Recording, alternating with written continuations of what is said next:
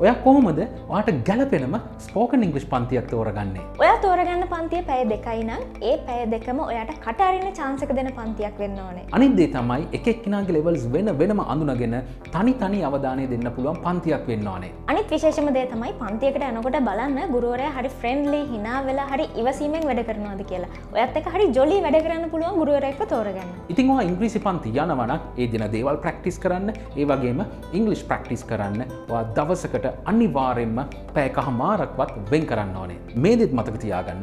ඔයා ස්පෝකන් ඉංග්‍රීසි ඉගෙන ගන්න කියලා පන්තියකට ගිහිල්ලා මේ පොත් පුරවන ඕන.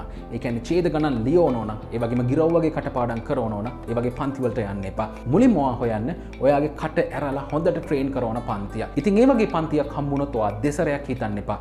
යන්න ඉක්මනට ඒ වගේ පන්තියකට ගිහින් ඔයාගේ ඉංග්‍රීසි ටික ඉක්මනින් හදාගන්න. ඉතින් ඒ වගේ ගුරුවරු ලංකාවේ ඕන තරම් ඉන්නවා. YouTube වල, Facebook වල, TikTok වල ඔයාලා සර්ච් කරලා බැලුවොත් ඕන තරම් ඒ වගේ ගුරුවරු ඔයාලට හොයාගන්න පුළුවන්. ඉතින් දැන් මම කියන්නම් අපේ ක්ලාසස් ගැන පොඩි විස්තරයක් අපේ ක්ලාසස් ගැන හොයන අයට. අපේ හැම ක්ලාස් එකක්ම අපි කරන්නේ ඔන්ලයින් විදියට. අනිත් දේ තමයි අපේ පන්ති වර්ග දෙකක් තියෙනවා. තනියෙන් කරන පන්ති තියෙනවා. ඒ කියන්නේ ඉන්ඩිවිජුවල් ක්ලාසස් තියෙනවා.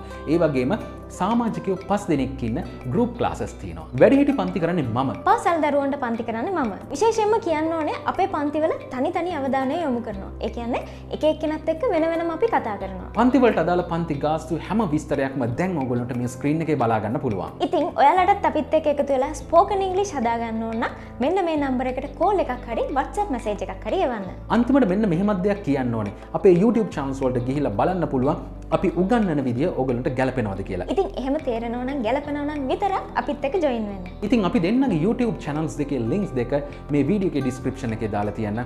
හැමෝම ඒ videos බලන්න.